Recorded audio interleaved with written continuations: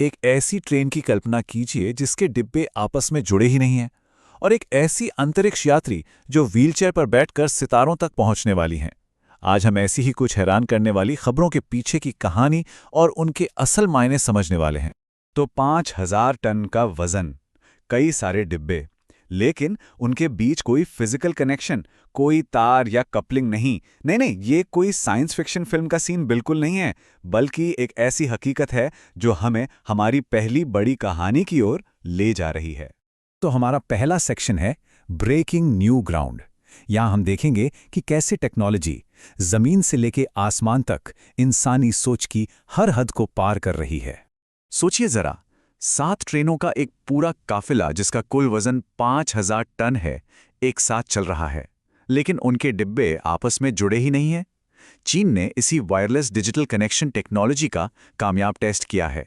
ये ट्रांसपोर्टेशन की दुनिया में एक बहुत बड़ा बदलाव ला सकता है, जिससे ट्रेनें कहीं ज्यादा फ्लेक्सिबल और एफिशिएंट बन जाएंगी। तो जमीन पर तो ये कमाल हो ही रहा है, लेकिन यही जज्बा अब हमें अंतरिक्ष की तरफ भी ले जा रहा है, जहां एक और सीमा टूटने वाली है। मिलिए जर्मनी की मेची वेंटहॉस से।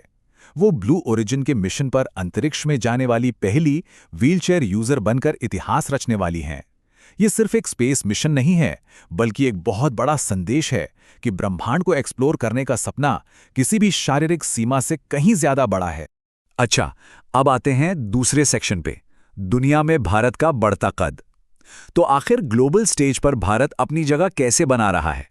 चलिए, प्रेसिडेंसी से लेकर पर्यावरण संरक्षण तक हर मोर्चे पर देखते हैं।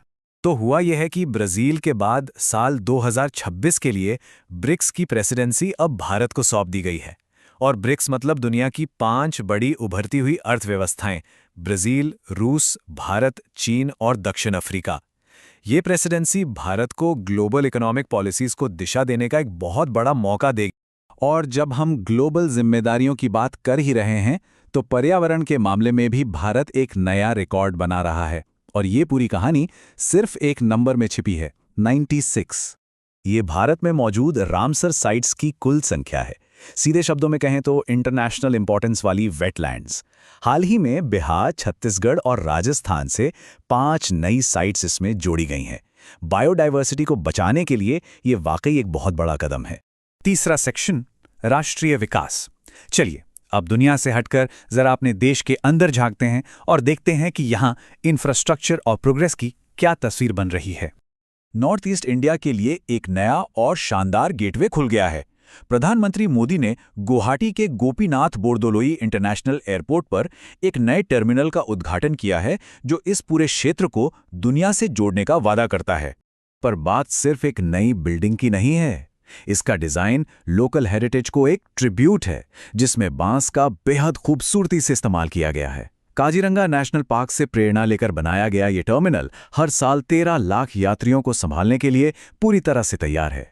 अब बात करते हैं एक ऐसे खजाने की जो हमारे भविष्य के लिए सोना चांदी से भी ज्यादा कीमती हो सकता है, रेयर अर्थ एलिमेंट्स। ये वो 17 जादुई मेटल्स हैं जो हमारे स्मार्टफोन से लेकर इलेक्ट्रिक गाड़ियों और डिफेंस टेक्नोलॉजी तक हर हाईटेक चीज की जान है। और इसे लेकर भारत से एक बड़ी खबर आ रही है।